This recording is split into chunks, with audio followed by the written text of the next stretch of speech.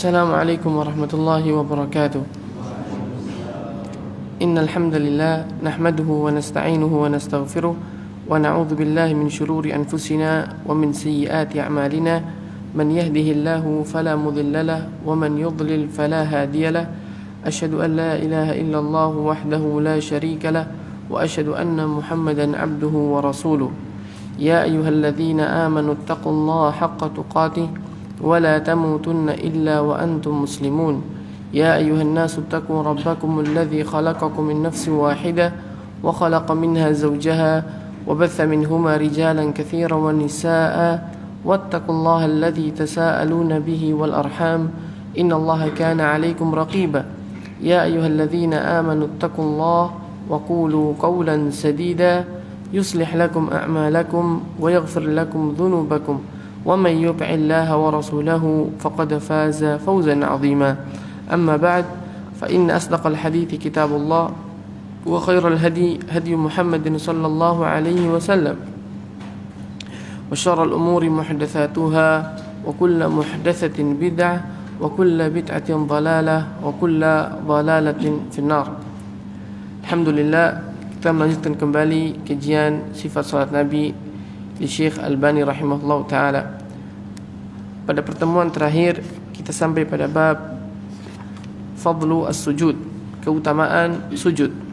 Qala Syekh rahimahullah, wa kana sallallahu alaihi wasallam yaqul ma min ummati min ahadin illa wa ana a'rifuhu yawmal qiyamah. Qalu wa kayfa ta'rifuhum ya Rasulullah fi kathratil khalaiq?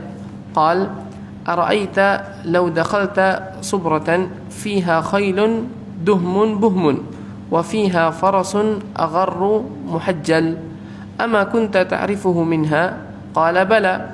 قال فإن أمتي يومئذ غر من السجود محجلون من الوضوء. Kata Syekh rahimahullah, Rasul sallallahu alaihi wasallam bersabda dalam sebuah hadis yang sahih, beliau mengatakan, ma min ummati min ahadin illa wa ana a'rifu yaumal qiyamah. Tidak ada seorang pun dari umatku kecuali aku akan mengetahuinya pada hari kiamat. Aku akan mengenalinya pada hari kiamat. Maka para sahabat bertanya, wa kaifa ta'rifum? Bagaimana engkau mengetahui mereka ya Rasulullah, sedangkan pada hari itu banyak sekali umat-umat selain umatmu.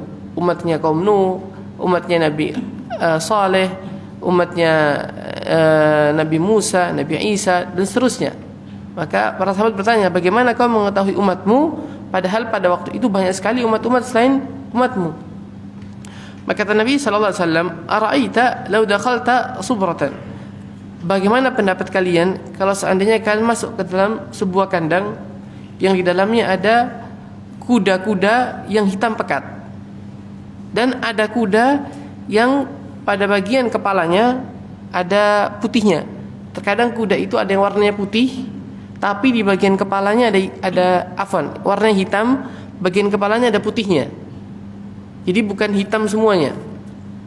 Kalau pernah lihat kuda, ada kuda itu yang hitam penuh, satu badannya hitam semua. Tapi ada kuda yang hitam warnanya, tetapi di bagian kepalanya ada putihnya dia. Cuma di bagian kepalanya aja. Bagian kepalanya ada putihnya, sama bagian lututnya biasanya. Lututnya itu ada putih-putihnya, tapi warna badannya hitam. Hitam tapi ada putih-putihnya.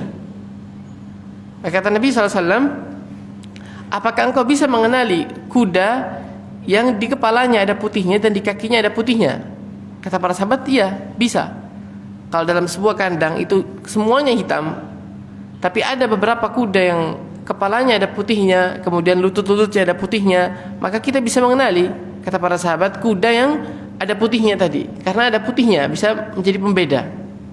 Maka kata Nabi SAW, fa inna ummati yawma idzin ghurrun minas sujud muhajjaluna minal wudu. Maka kata Nabi SAW, maka pada hari itu umatku pada wajah mereka ada cahaya, dan pada bagian anggota tubuh yang digunakan untuk berwudu juga ada cahayanya. Ini keutamaan sujud. Maka orang yang sujud di dunia, maka pada hari kiamat nanti akan muncul cahaya pada wajahnya. Athar sujud, bekas dari sujudnya.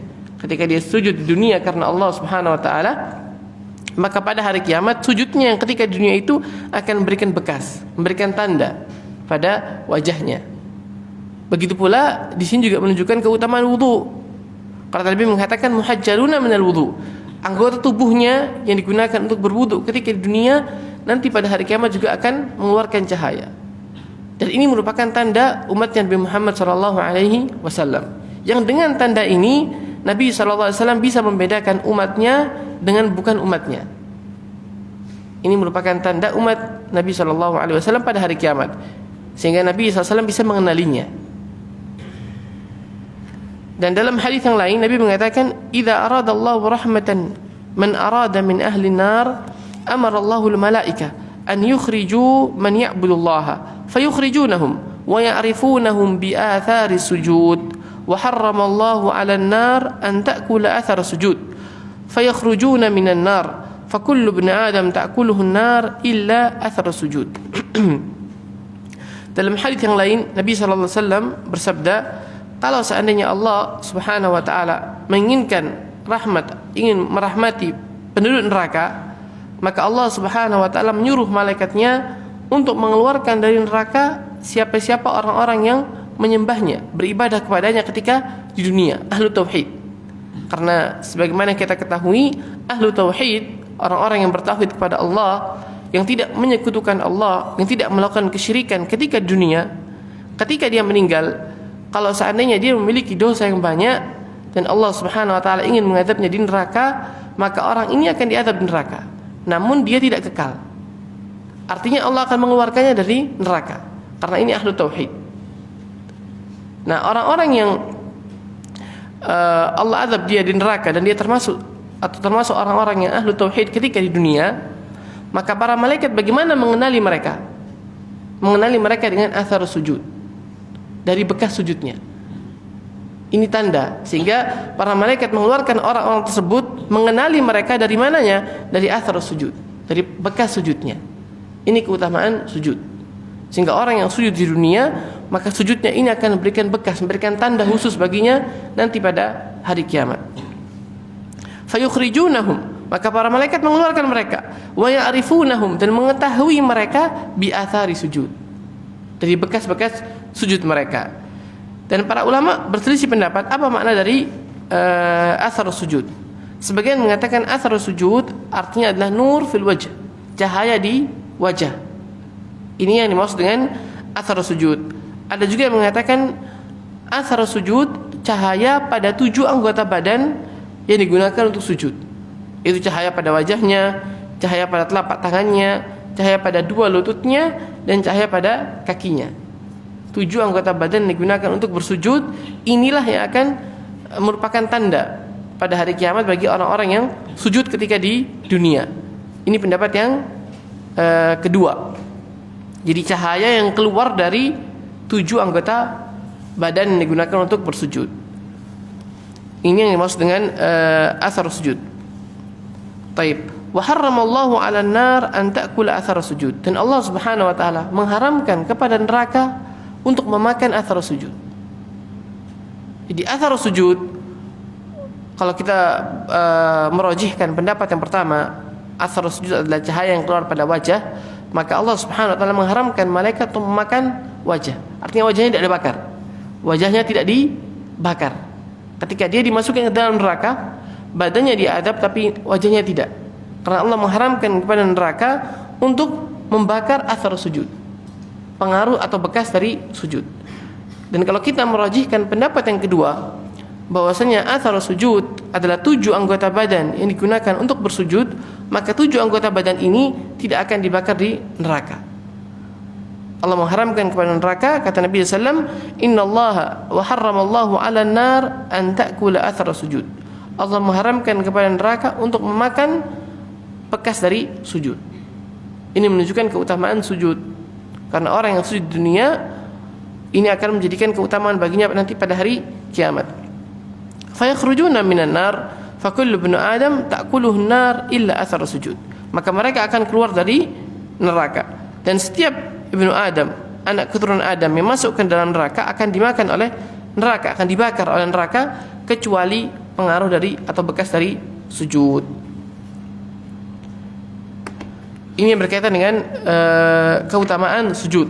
Dan para ulama menyebutkan dalam hadis yang sebelumnya tadi, ketika Nabi SAW menyebutkan tentang keutamaan sujud, menyebutkan bahwasanya Nabi SAW akan mengenali umatnya nanti pada hari kiamat karena bekas sujud dan karena cahaya yang keluar dari anggota badan yang dulunya ketika di dunia anggota badan tersebut dibasahi oleh wudu, artinya digunakan untuk berwudu. Ada mungkin yang bertanya, apakah umat-umat sebelum kita tidak melaksanakan salat, tidak melaksanakan wudu, sehingga hanya umat Nabi SAW yang keluar darinya cahaya? Mungkin ada yang bertanya seperti itu. Jawabannya, kalau kita lihat dalam hadis Nabi SAW, akan kita jumpai bahwasanya umat-umat sebelum kita juga melaksanakan salat. Sebagaimana misalnya hadis Isra Mi'raj, ketika Nabi SAW diperjalankan untuk menerima perintah salat, maka di akhir hadis ketika Nabi SAW bertemu dengan Nabi Musa, ketika Nabi SAW sudah diperintahkan untuk melaksanakan salat satu hari 50 kali, awalnya 50 kali, kemudian Nabi SAW bertemu dengan Nabi Musa. Nabi Musa menyuruh Nabi SAW untuk meminta keringanan, dan begitu seterusnya sampai 5 salat dalam satu hari. Maka di akhir hadis Nabi Musa mengatakan, minta lagi keringanan, karena umatku diperintahkan lebih sedikit dari 5 kali dalam sehari, namun mereka tidak melaksanakannya. Ini menunjukkan umat Nabi Musa juga diperintahkan untuk salat. Kemudian juga dalam hadis yang lain, misalnya hadis Juraij dalam Sahih Bukhari, ketika ada seorang yang bernama Juraij yang dia dahulunya bukan termasuk dari umat Nabi Muhammad. Ini kisah Bani Israel sebelum kita, jauh sebelum kita. Ketika dia salat, dalam hal disebutkan ketika dia salat, kemudian ibunya datang memanggil dia, namun dia tidak menjawabnya. Ini menunjukkan mereka salat, dan dia salat di sauma'atihi, tempat ibadahnya. Begitu pula kalau kita lihat kisah Nabi Ibrahim dan istrinya Sarah. Ketika Sarah ditawan oleh raja, pada waktu itu raja yang zalim, maka Sarah salat, minta pertolongan kepada Allah. Ini menunjukkan Sarah juga diperintahkan untuk salat. Namun kenapa hanya umat Nabi Muhammad SAW yang muncul dari tubuhnya cahaya atau dari wajahnya cahaya karena bekas sujud? Dikatakan oleh para ulama, karena umat Nabi Muhammad SAW yang paling banyak salatnya. Umat Nabi Muhammad SAW yang paling banyak salatnya dibandingkan umat-umat sebelum kita. Makanya Nabi Musa mengatakan, umatku diperintahkan lebih sedikit dari 5 kali salat dalam sehari, namun mereka tidak melaksanakannya. Namun umat kita, umat Nabi Muhammad SAW, salat wajibnya saja 5 kali, belum salat sunnahnya. Makanya kata para ulama, ini menunjukkan umatnya Nabi Muhammad SAW yang paling banyak salatnya, sehingga nanti pada hari kiamat muncul dari wajah mereka cahaya, menunjukkan bekas dari sujudnya. Jadi keutamaan ini karena umat Nabi Muhammad SAW yang paling banyak salatnya, bukan karena umat sebelum kita tidak diperintahkan salat. Umat sebelum kita juga diperintahkan salat, namun tidak sebanyak dari umat Nabi Muhammad SAW. Jadi wudu kemudian salat itu sudah ada pada umat-umat sebelum kita. Baik. Kemudian bab berikutnya, as-sujud 'alal ardi wal hasir. Sujud di atas tanah dan di atas hasir. Hasir itu kalau sekarang seperti tikar gitu, dibuat dari jerami. Tempat sujud seperti sejadah gitu, tapi dibuat dari jerami. Ini namanya hasir. Kata Syekh rahimahullah, wa kana yasjudu 'alal ardi katsiran wa kana ashabuhu yusalluna ma'ahu fi shiddatil har fa idza lam yastati ahaduhum an yumakkina jabhatahu minal ardi basata thawbahu fasajada 'alaihi. Kata Syekh rahimahullah, Nabi SAW sering sekali sujud di atas tanah. Wa kana ashabuhu yusalluna ma'ahu, dan para sahabat dahulu salat bersama Nabi SAW ketika panas matahari itu di puncak-puncaknya. Dan salatnya bukan di atas karpet seperti ini. Salatnya di atas tanah. Sehingga kalau panasnya tinggi, maka tanah ini menjadi panas. Sebagaimana kita sudah ketahui di Jazirah Arab, ketika puncaknya musim panas itu bisa 50 derajat ke atas, dan lantai atau tanah yang digunakan orang untuk jalan itu panasnya luar biasa. Nah, para sahabat dahulu sholatnya di atas tanah seperti itu, sehingga kalau panasnya sudah tinggi sekali, ketika mereka akan sujud, mereka membeberkan bajunya untuk sujud di atas bajunya, karena tidak kuat kalau dahinya harus mengenai tanah karena panasnya. Ini menunjukkan bolehnya seorang sholat di atas sesuatu, bukan langsung di atas tanah. Jadi hadis ini menunjukkan bolehnya seorang sholat di atas tikar, di atas kain, di atas apapun yang menghalanginya dari tanah. Ini diperbolehkan. Jadi boleh sholat di atas tanah langsung. Misalnya kita di lapangan gitu, sholat di atas tanah langsung tanpa ada sejadahnya, diperbolehkan. Dan ini yang sering dilakukan Nabi SAW. Beliau sholat di atas tanah langsung. Yang kedua, boleh juga sholat di atas penghalang, artinya seperti sejadah atau tikar atau kain atau koran dan seterusnya, diperbolehkan juga. Wa kana yaqul, dan Nabi SAW juga berkata dalam sebuah hadis yang sahih, wa ju'ilatil ardu kulluha li wa li ummati masjida wa tahura, fa aynama adrakat rajulan min ummati shalah fa indahu masjiduhu wa indahu tahuruhu wa kana min qabli yu'azzimuna dhalik innama kanu yusalluna fi kanaisihim wa bi'ihim. Kata Nabi SAW, dijadikan tanah ini, bumi itu, untukku dan untuk umatku adalah sebuah masjid. Artinya seorang boleh sholat dimanapun. Kalau umat-umat sebelum kita, mereka ibadahnya hanya di tempat ibadah, maka orang Nasara ibadahnya di gereja. Ketika mereka mau ibadah, tidak bisa ibadah di mana saja, harus di tempat ibadahnya. Ketika mau ibadah, harus di tempat ibadah. Ini umat-umat terdahulu. Kalau umat Nabi Muhammad SAW diberikan oleh Allah Subhanahu Wa Taala keistimewaan. Ketika kita masuk waktu sholat, mau di gurun pasir, mau di atas pesawat, mau di atas kapal, boleh untuk sholat. Tidak harus nunggu sampai dapat masjid.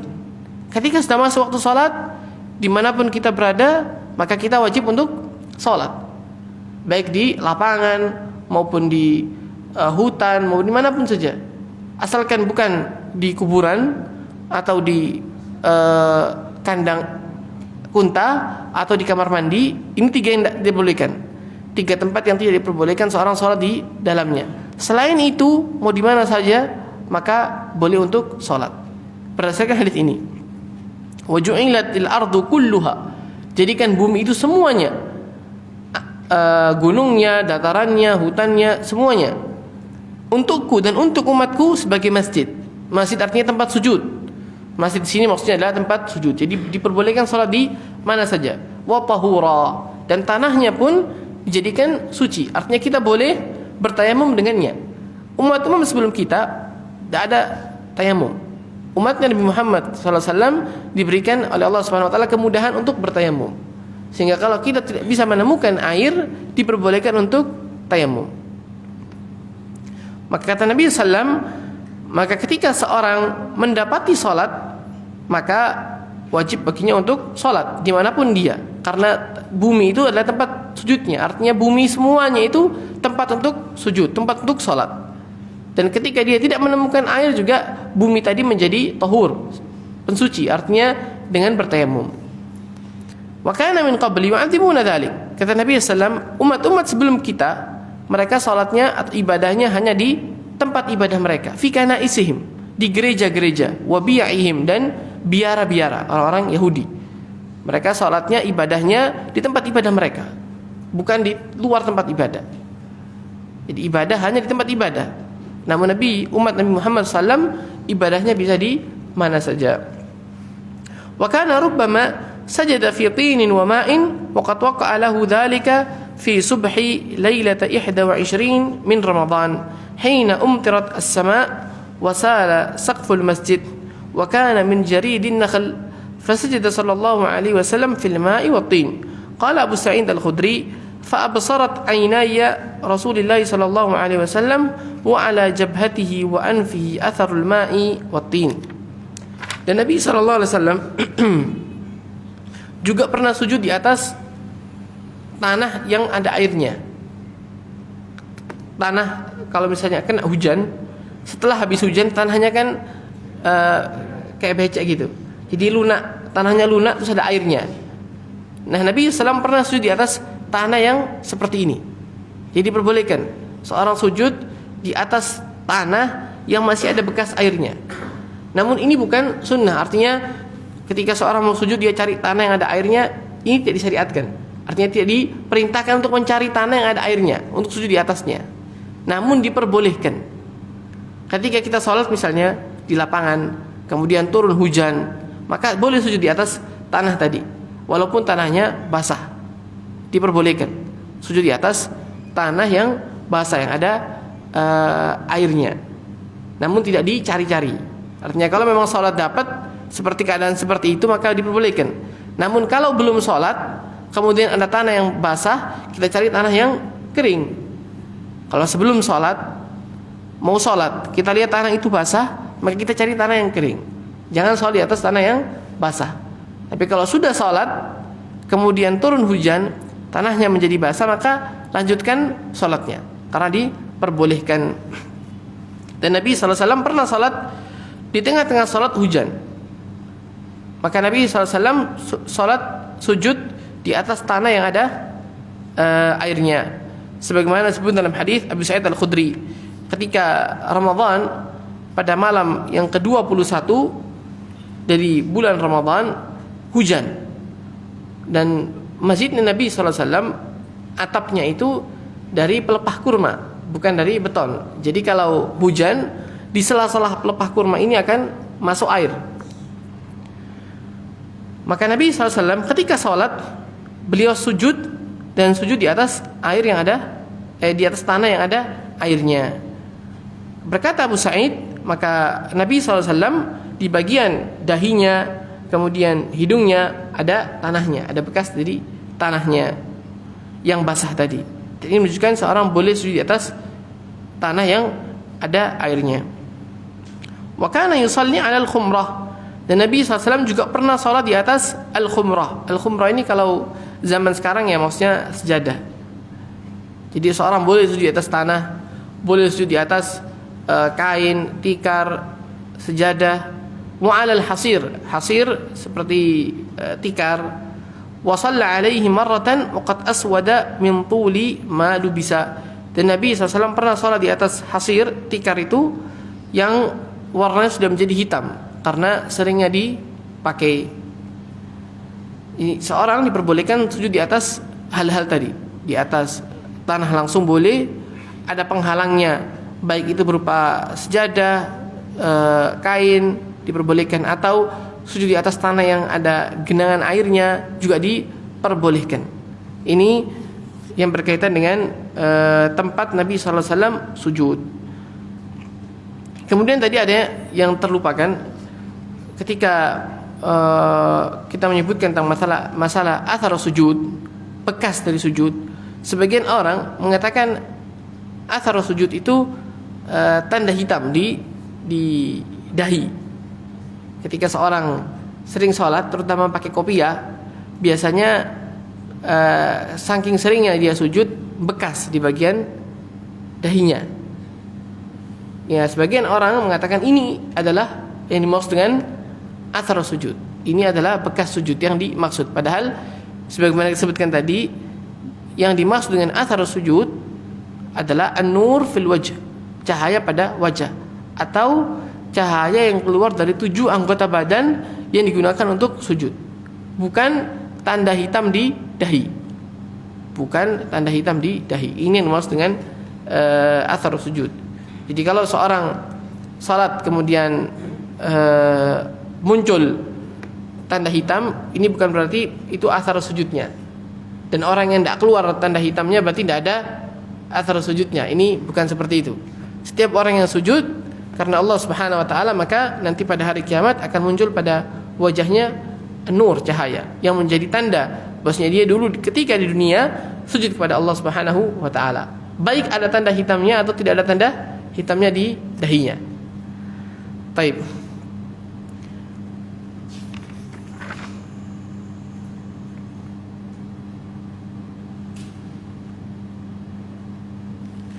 Kemudian bab yang berikutnya, sebelum masuk bab berikutnya, dalam hadis yang terakhir Nabi SAW mengatakan wa shalla alaihi marratan wa qad aswada min tuli ma lubisa. Nabi SAW salat pada hasir, pada jerami yang sudah berubah warnanya menjadi hitam, min tuli ma lubisa, karena seringnya dipakai.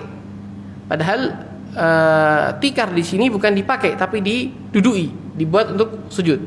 Sehingga kata para ulama, dalam hadis ini disebutkan kata lubisa, memakai. Bahasa Arab artinya memakai, bukan julisa, bukan didudui. Sehingga seorang tidak boleh duduk di atas sutra. Seorang laki-laki tidak boleh duduk di atas sutra. Kenapa tidak boleh duduk di atas sutra? Karena dalam hadis ini duduk menggunakan kata lubisa, bukan julisa. Artinya duduk di atas sesuatu dianggap seperti memakai sesuatu. Dalam hadis ini mengatakan wa shalla alaihi maratan wa qad aswada min tuli ma lubisa. Nabi SAW salat di atas tikar yang berubah warnanya menjadi hitam karena seringnya dipakai. Padahal Nabi tidak memakai, cuma Nabi sujud di atasnya, duduk di atasnya. Maka kata para ulama, duduk di atas sesuatu itu sama seperti memakai sesuatu itu. Ketika kaum laki-laki dilarang memakai sutra, maka duduk di atas sutra sama seperti memakai sutra. Ini yang diambil dari hadis ini. Termasuk salah satu hukum diambil dari hadis ini. Maka tidak boleh misalnya kita bikin kursi jok mobil misalnya dari sutra, nah dipakai cuma didudui. Ini sama seperti memakai. Sama seperti memakai. Atau kursi di rumah misalnya dipasangi sutra, maka bagi kaum laki-laki tidak boleh, karena duduk di atas sutra sama seperti memakai sutra, berdasarkan hadis ini. Taib. Bab berikutnya ar-raf'u minas sujud, mengangkat kepala dari sujud. Thumma kana sallallahu alaihi wasallam yarfa'u ra'sahu minas sujudi mukabbiran wa amara bidzalika al-musi' salatahu faqal la yatimmu salatu li ahadin minan nasi hatta yasjuda hatta tatma'inna mafasiluhu thumma yaqul Allahu akbar wa yarfa'u ra'sahu hatta yastawiya qa'idan wa kana yarfa'u yadayhi ma'a hadha takbir ahyanan. Kata Syekh rahimahullah, Nabi SAW ketika mengangkat kepalanya dari sujud, beliau bertakbir. Sehingga seorang ketika mengangkat kepalanya dari sujud untuk duduk di antara dua sujud, bertakbir, mengucapkan Allahu Akbar, kemudian mengangkat kepalanya. Dan Nabi SAW juga menyuruh orang yang salatnya buruk, al-musi' salatahu, hadis yang sering sekali kita sebutkan. Beliau mengatakan kepada orang tersebut, tidak sempurna salat salah seorang di antara kalian sampai dia sujud, kemudian dia tenang dalam sujudnya, artinya tumakninah ketika sujudnya, kemudian mengucapkan Allahu Akbar dan mengangkat kepalanya sampai sempurna duduk, hatta yastawiya qa'idan, sampai dia sempurna duduknya. Artinya ketika mengangkat kepala, jangan sampai belum sempurna duduknya sudah sujud lagi, harus tumakninah. Dan tumakninah di sini juga termasuk rukun. Itu tumakninah itu rukun di semua gerakan salat, baik ketika berdiri, ketika ruku, ketika i'tidal, ketika sujud, ketika bangun dari sujud. Semuanya diharuskan seorang untuk tumakninah. Sehingga ketika ia mengangkat kepalanya dari sujud, harus duduk dulu. Duduk tenang, duduk di antara dua sujud, kembali semua sendi-sendinya, baru kemudian sujud lagi.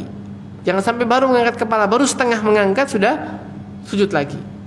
Karena di sini ada keharusan untuk tumakninah. Kemudian kata Syekh, wa kana yarfa'u yadayhi ma'a hadha takbir ahyanan. Dan Nabi SAW terkadang mengangkat tangannya ketika bertakbir. Dan ini sudah kita sebutkan pada pertemuan sebelumnya. Syekh Albani termasuk yang mensahihkan hadis bahwa Nabi SAW mengangkat tangannya ketika akan sujud dan ketika bangun dari sujud. Ini hadis disahihkan oleh Syekh Albani. Jumhur mengatakan hadis ini adalah hadis yang syadz, hadis yang lemah. Sedangkan Syekh Albani merajihkannya, mensahihkannya. Sehingga beliau berpendapat bahwasanya seorang ketika mau sujud, itu disunahkan untuk mengangkat tangan terkadang. Kenapa terkadang? Karena kebanyakan hadis-hadis yang menyebutkan tentang sifat salat Nabi tidak menyebutkan bahwasanya Nabi SAW mengangkat tangannya ketika akan sujud. Yang ada, Nabi mengangkat tangannya ketika bangun dari ruku. Bangun dari ruku, sami Allahu liman hamidah, mengangkat tangan. Namun ketika mau sujud, maka kebanyakan hadis tidak menyebutkan bahwasanya Nabi SAW mengangkat tangannya. Hanya ada hadis Huwairits ibn Malik. Hadisnya Huwairits ibn Malik. Nah, Syekh Albani berpendapat dengan hadis itu bahwasanya seorang mengangkat tangan diperbolehkan mengangkat tangan, disunahkan mengangkat tangan terkadang. Kenapa terkadang? Karena kebanyakan hadis tidak menyebutkan. Hanya hadisnya Huwairits ibn Malik yang menyebutkan bahwasanya Nabi SAW mengangkat tangan ketika akan sujud dan ketika bangun dari sujud. Ketika bangun dari sujud. Jadi bangun dari sujud, ketika mengangkat kepalanya, Allahu Akbar, mengangkat tangan. Sebagaimana kita ketika ruku mau bangun, mengangkat kepala, mengangkat tangan, ucapkan Allah sami Allah liman hamidah, mengangkat tangan. Begitu pula ketika sujud, mengangkat kepalanya, mengucapkan Allahu Akbar. Ini pendapat Syekh Albani rahimahullah dan beberapa ulama yang semisalnya. Namun jumhur berpendapat mengangkat tangan hanya pada 4 tempat. Ketika mau ruku, ketika bangun dari ruku, ketika takbiratul ihram, afwan yang pertama tadi, dan yang terakhir ketika bangun dari tasyahud yang pertama. Di 4 tempat. Takbiratul ihram, mau ruku, bangun dari ruku, i'tidal, dan yang terakhir ketika bangun dari sujud yang tasyahud yang pertama. Itu pada rakaat yang ketiga pada salat maghrib, atau rakaat yang ketiga pada rakaat duhur, asar, dan isya. Ini disunahkan untuk mengangkat tangan berdasarkan hadis Ibnu Umar. Dan hadis Ibnu Umar muttafaq alaih, diriwayatkan oleh Imam Bukhari dan Muslim. Ini yang dipegang oleh jumhur. Maksudnya mengangkat tangan hanya pada 4 tempat. Adapun mau sujud, ketika bangun dari sujud, maka tidak disunahkan untuk mengangkat tangan. Itu jadi perselisihan di sini. Berdasarkan hadis tadi, ada yang menganggap hadis tersebut lemah sehingga tidak menganggap itu sebagai sunnah, dan ada yang menganggap hadis itu sahih sehingga menganggapnya sebagai sunnah yang dilakukan terkadang, bukan terus-terusan. Baik. ثم يفرش رجله اليسرى فيقعد عليه مطمئنا وأمر بذلك المسيء صلاته فقال له إذا سجدت فمكن لسجودك فإذا رفعت فقعد على فخذك اليسرى فاقعد على فخذك اليسرى. Dan Nabi SAW, bagaimana posisi beliau duduk ketika bangun dari sujudnya? Dalam hadis disebutkan yafrishu rijlahu al-yusra fayaq'udu 'alaiha. Nabi SAW membentangkan kakinya yang kiri, kemudian duduk di atas kakinya yang kiri, dan menegakkan kakinya yang kanan. Ini namanya al-iftirash, duduk iftirash. Jadi posisi kaki yang kiri ditidurkan, posisi kaki yang kanan ditegakkan, kemudian duduk di atas kaki yang kiri. Ini namanya duduk iftirash. Dan seorang ketika duduk di antara 2 sujud, maka sunnahnya duduk dengan duduk iftirash. Sunnahnya duduk dengan duduk iftirash. Adapun yang dilakukan sebagian orang, membentangkan kakinya yang kanan dan kakinya yang kiri ditidurkan kemudian duduk di atasnya, ini kurang tepat. Yang tepat yang dinamakan iftirash, yang kanan harus ditegakkan. Yang kanan ditegakkan, yang kiri ditidurkan, kemudian duduk di atasnya. Ini cara duduk ketika di antara 2 sujud. Duduk di antara 2 sujud. Dan Nabi SAW menyuruh orang yang salatnya buruk, hadis musik salat, untuk sujud seperti itu, untuk duduk seperti itu. Nabi mengatakan, idza sajadta famakkin li sujudika. Kalau engkau sujud, maka sujud dengan benar. Dan apabila engkau mengangkat kepalamu, maka duduklah di atas kakimu yang kiri. Wa kana yansibu rijlahu yumna, dan Nabi SAW menegakkan kakinya yang kanan. wa yastaqbil bi asabi'iha al-qiblah, dan membuat jari jemari kakinya ini menghadap ke kiblat. Ada yang mempraktekkan? Bisa mempraktekkan? Satu orang ya, biar bisa dilihat yang lainnya. Ini tawarruk namanya. Ya, posisi ya seperti itu. Kakinya yang kiri dibentangkan, yang kanan ditegakkan, kemudian jari jemarinya dihadapkan ke kiblat. Ini duduk, namanya duduk iftirash. Duduk iftirash ini digunakan kapan? Digunakan ketika duduk di antara dua sujud dan ketika tasyahud yang pertama, dan pada salat-salat yang 2 rakaat, dan salat yang satu tasyahud 2 rakaat, 2 rakaat satu tasyahud, seperti salat subuh misalnya, atau salat-salat sunnah. Walaupun ada perselisihan di sini, nanti kita jelaskan ketika sudah sampai pada bab tasyahud insyaallah. Baik. Jadi duduk di antara dua sujud caranya adalah iftirash.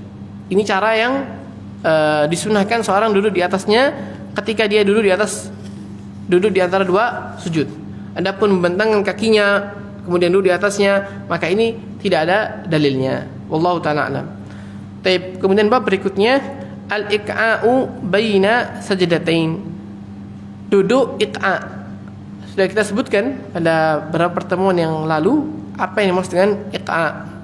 Wa kana ahyanan yaqi yantasibu ala aqibaihi wa sudur qadamaihi. Syekh rahimahullah, Nabi sallallahu alaihi wasallam terkadang duduk iqa'. Duduk iqa' itu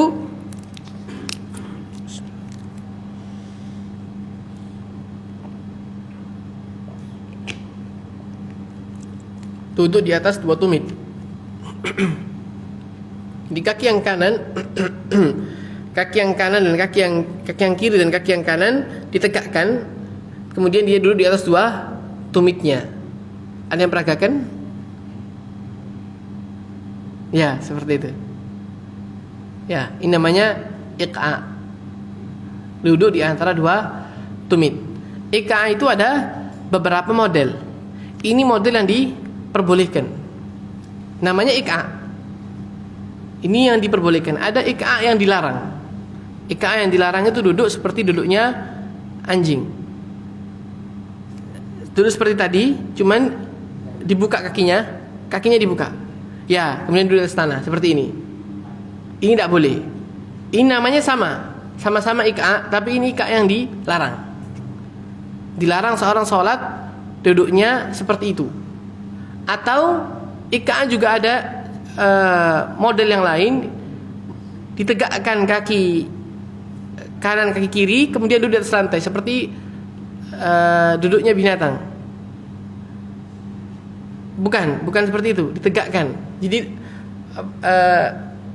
kaki pahanya, betisnya ditegakkan seperti orang mau seperti orang mau apa tuh nama duduknya itu.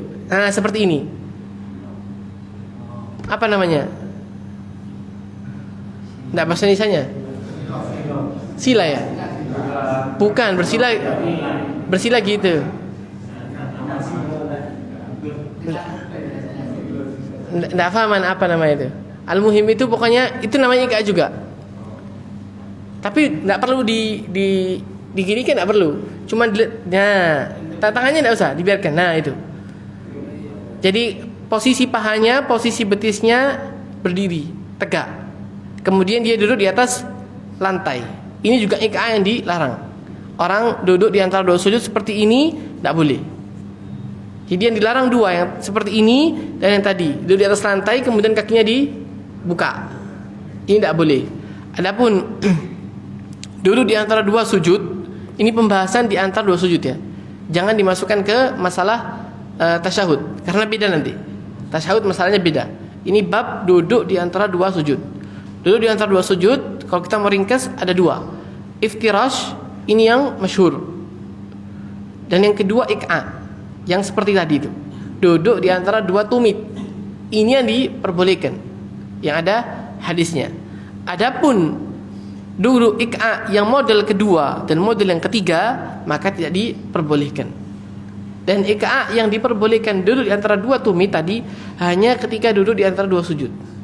Adapun ketika tasyahud maka tidak ada anjurannya duduk seperti yang tadi itu.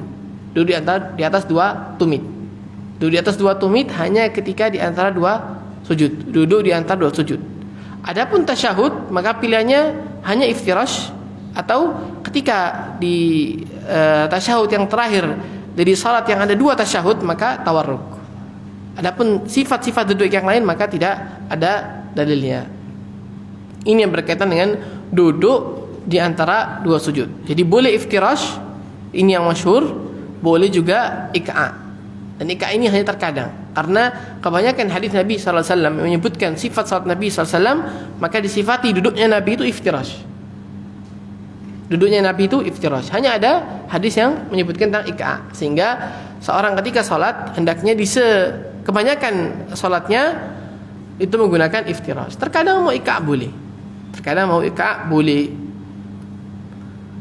Baik. Kemudian bab berikutnya wujub al-itminan baina as-sajdatain.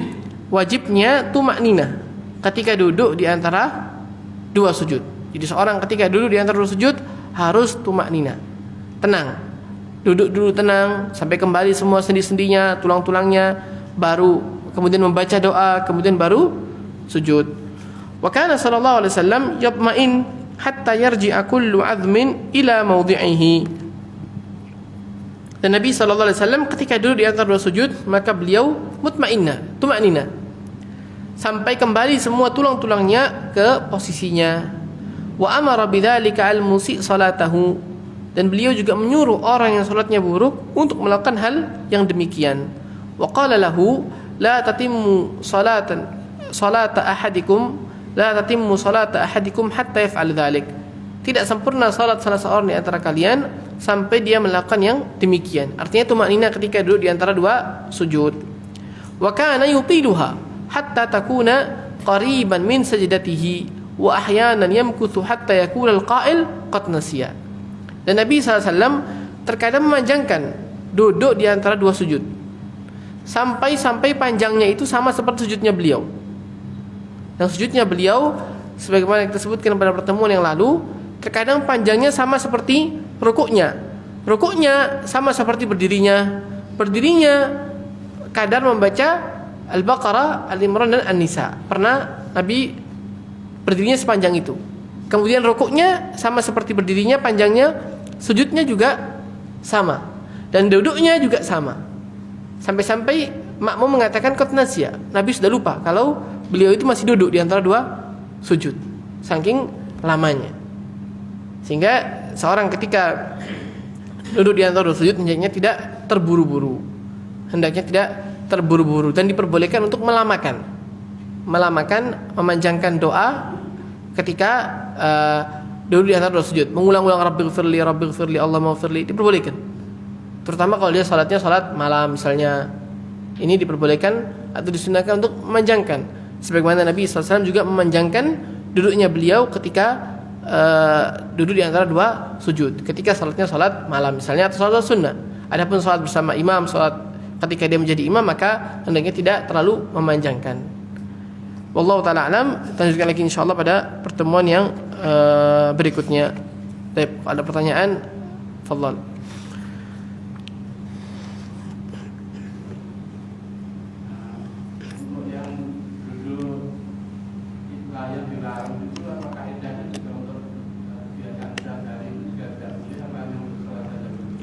Afwan, bisa diulangi?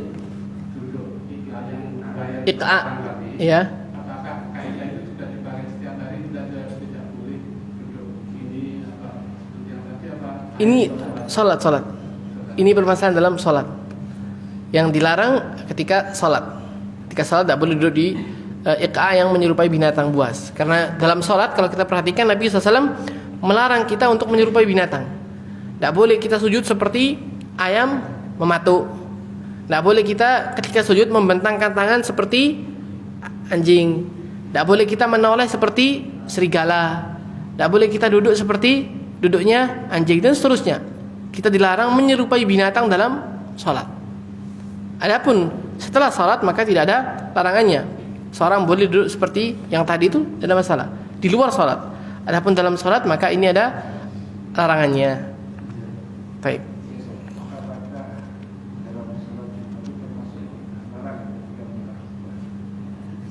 Ketika mendengarkan khutbah ya. Duduk seperti tadi, betul. Mendengarkan khutbah ada larangannya. Duduk seperti posisi yang tadi ini. Iya. Ketika mendengarkan khutbah. Karena dalam masalah khutbah Jumat itu, seorang ketika dia menghadiri Jumat harus fokus pada imamnya, pada khatibnya. Tidak boleh dia main tangan, main kuku seperti ini misalnya, atau jari jemarinya dimainkan, ini tidak boleh. Termasuk lagha, perbuatan sia-sia. Man lagha fala jum'ata lahu. Barang siapa yang berbuat perbuatan sia-sia maka tidak ada Jumat baginya. Jadi kalau kita mendengarkan khutbah itu harus betul-betul mendengarkan, harus betul-betul diam. Sampai kalau ada orang yang ngomong pun tidak boleh disuruh diam. Karena ketika kita mengatakan kepada dia diam, faqat lagha, kita telah berbuat sia-sia. Makanya masalah duduk ketika mendengarkan Jumat ini betul-betul harus diperhatikan. Dan terkadang di beberapa masjid itu yang heran, ketika imamnya mulai khutbah, takmir masjidnya mulai gilir kota amal. Jadi seakan-akan memfasilitasi buat orang tidak dengarkan khutbah. Kalau mau disebarkan di awal sebelum khutbah, sebelum imam naik atau setelahnya. Jangan ketika ketika orang ini diperintahkan untuk diam, maka dia memberikan sesuatu yang bikin orang tidak bisa diam. Karena ketika itu dilewatkan, mau tidak mau kita harus gerak, harus ngasih ke sebelahnya, tidak dengarkan khatib, ganggu konsentrasi. Karena kalau tetap di depan kita pasti nanti ribut. Jadi mau tidak mau harus digerakkan. Sedangkan ini posisinya kita disuruh untuk diam. Posisinya kita disuruh untuk diam. Kayak kalau kita melihat seperti itu, hendaknya diberitahu kepada takmir masjidnya supaya dilakukan sebelum khatib naik atau sesudah khatib naik. Waktu khatib naik diam. Kewajiban orang yang hadir Jumat itu diam. Tidak boleh untuk dia melakukan hal yang lain, hal yang sia-sia. Negur orang aja tidak boleh. Padahal negur orang bukan sia-sia.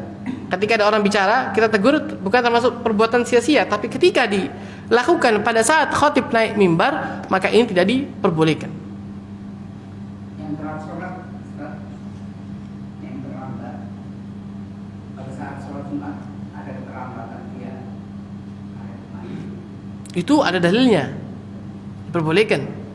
Ketika seorang masuk masjid, imam sedang khutbah, maka sholat tahiyatul masjid. Itu ada dalilnya.